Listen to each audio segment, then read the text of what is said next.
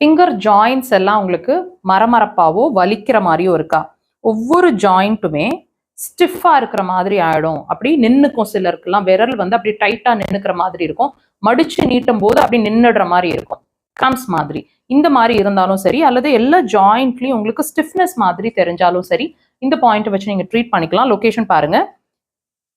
Grease இருக்கு இல்லைங்களா? பாமோட முடிவு அந்த க்ரீஸ்ல அந்த பாயிண்ட் இருக்கு. இதை எப்படி கண்டுபிடிக்கலாம் அப்படின்னா, லொகேட் பண்ணலாம்னா 2 விரல்ல இப்படி கொண்டு வந்தீங்கன்னு சொன்னா எக்ஸாக்டா அந்த நடுவுல இருக்கு அந்த பாயிண்ட். ஈஸியா நீங்க லொகேட் பண்ணிடலாம். உடன் இன்ஸ்ட்ருமெண்ட்ஸ் வச்சிருக்கீங்கன்னா இப்படி கிளாக் வைஸ் டைரக்ஷன். ஜென்டலாவே இருக்கட்டும் ப்ரெஷர்ஸ், டீப் ப்ரெஷர்ஸ் வேண்டாம். இந்த மாதிரி லைட்டா இருக்கட்டும் ப்ரெஷர். 3ல இருந்து 5 முறை, பட் கிளாக் வைஸ் டைரக்ஷன்ல ப்ரெஷர்ஸ் கொடுங்க. நான் சொன்ன மாதிரி 3 to மேக்ஸிமம் 5 டைம்ஸ் வரைக்கும் ப்ரெஷர். இது வந்து எவ்ரி ஒரு half an hour once pressure கொடுத்துட்டே வந்தீங்கன்னா ஒரு மேபி ஒரு 1 or 2 hours உங்களுக்கு நல்லாவே அந்த ஜாயின்ஸ்ல இருக்கிற ஸ்டிஃப்னஸ் குறையிறது ஃபீல் பண்ணுவீங்க. ட்ரை பண்ணி பாருங்க.